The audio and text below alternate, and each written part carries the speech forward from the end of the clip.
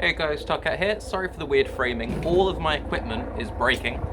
My tripods are dead, there's going to be weird artifacts on the screen, my phone died, but thanks to some very generous people, we have a new phone on the way, and once that thing buggers off, I'm going to get a new tripod and everything. So, today's video is all about developer intentions versus player actions.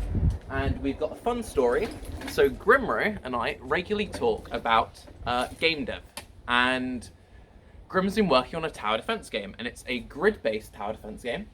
And basically, you have a base that spawns somewhere on the screen, you get random terrain at the start of every level, and enemies spawn in from the edges. Seems simple enough. Cool. Now, it's meant to be super challenging, and he's like, don't worry, it's really difficult. And me and my programmer, the best we've ever made it to is like wave 15. So, you know, just have an easy time with it. What we'll do is we'll send you a pre-alpha build, you play through it, give us some feedback. All seems good, right? So I'm just going to randomly generate some starting terrain as an example of kind of what the thing would look like, so you get an idea. And I didn't really know much at all about anything about this game. What I knew was it was wave-based tower defense. The red is your base, the blue is terrain. So you're like, okay, so you try and build around what's available, and you work it out. Easy enough.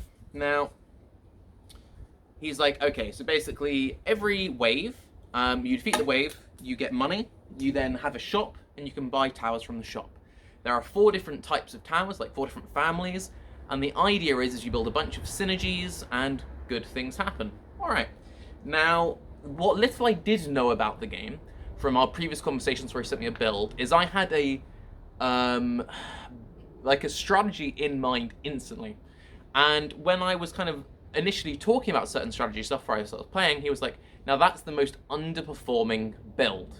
Do what you want, that's the most underperforming build. So anyway, so he sends me the thing, we get it loading up, and I'm aggressively re-rolling the shop. The shop period is like timed, and I'm spending probably about a third of my currency to buy towers to re-roll the shop to seek out particular ones.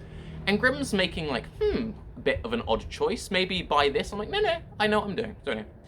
So I keep doing this thing, and the waves keep going, and this strategy's sort of working. He's like, oh, that's interesting. Well, don't worry. Once this new enemy comes in at wave 5, you're screwed. Wave 5 comes around, I trash the new enemy type. And he's like, well, once you get to wave 10, this is definitely going to stop working. You're really meant to be upgrading your towers, building up synergies, you know, doing all this upgrade. I'm like, ish. So we get to wave 10, I trashed wave 10. And now Grim is starting to get a little bit nervous on this call, and he's like, well, you know, you're gonna struggle. You don't next wave, you're dead. Wave 11 comes around, I trash it, I'm still aggressively re-rolling the shop, I'm stacking up my 2 tower types basically. Keeps going, wave 12, wave 13, wave 14, and Grim is just getting sadder and sadder and more depressed. So then wave 15 comes up. This is the wave that him and his programmer buddy have never made it past.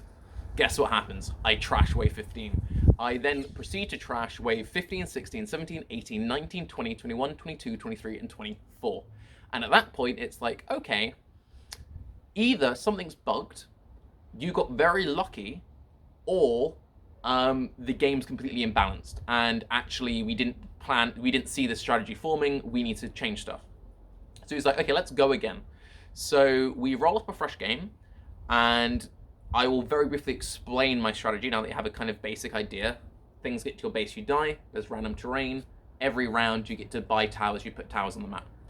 So of the 4 different families of towers, they gain different bonuses and different buffs, and some scale better early, some scale better later.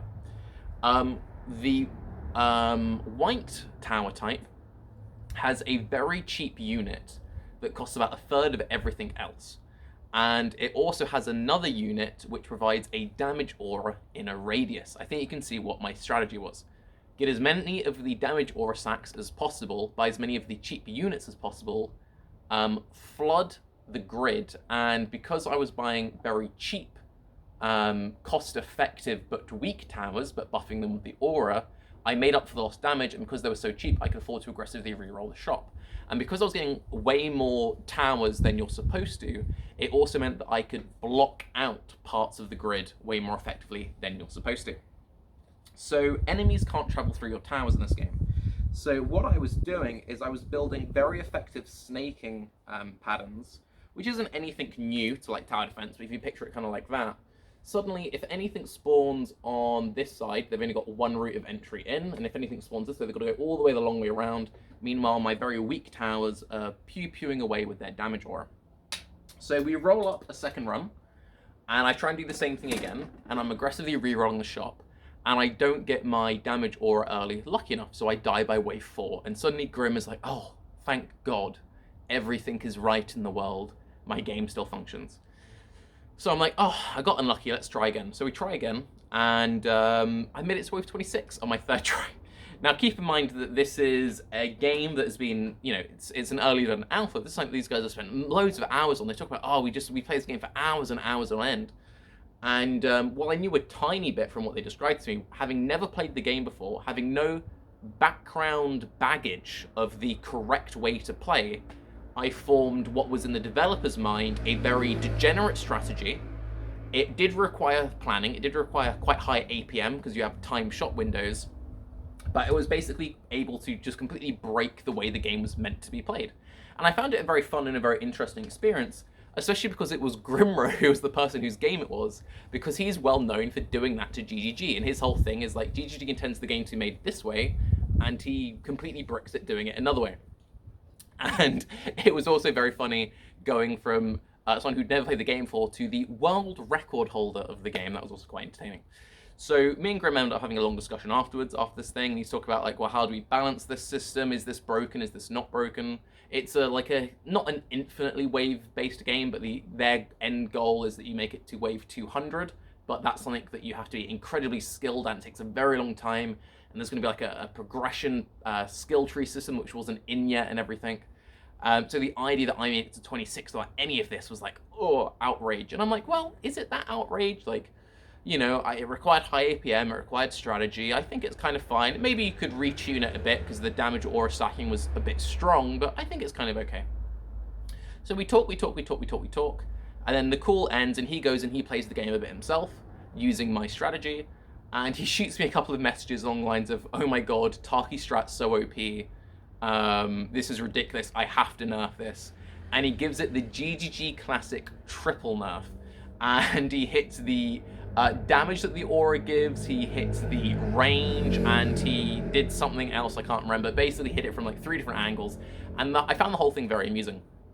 And the reason I think this story is relevant and also interesting to people is it kind of goes to show how easy it is to be blinkered by your own design goals. Grim and his programmer, they made a tower defense game, and their intention was that you're meant to be building lots of different tower types, upgrading your shop, and really kind of like going crazy with your min-max and setting up all these different things. But because they were so focused on the correct way to play the game, they were missing the very easy abuse strategies. And, you know, you see that from stuff like Heist, and like the way the developers intended for Heist to be played versus how players actually played Heist, how developers intended for Legion to be played versus actually I'm just going to spam white maps with the Legion and stuff. And it just kind of goes to show that sometimes you need a QA team, but you need people who are fresh to the game who don't have that baggage of the correct way to play. And you also see this in like meta-based games, like PvP games, when people become so obsessed with the meta that they don't ever try something which is considered poor. Because keep in mind, before this playtest that I did for Grimro, the tower types I was building were, in his mind, the weakest, most underperforming towers. So anyway, thank you very much for the experience, Grim. Apologies for the weird framing and being so far away from you. And yes, thank you very much for the very generous people who are helping towards paying for my replacement camera. Also, if you guys have got any recommendations for tripods, this one broke very easily. I'm just so strong, I just snapped it in half. Anyway, I'm Tarke. Have a good day. Bye-bye.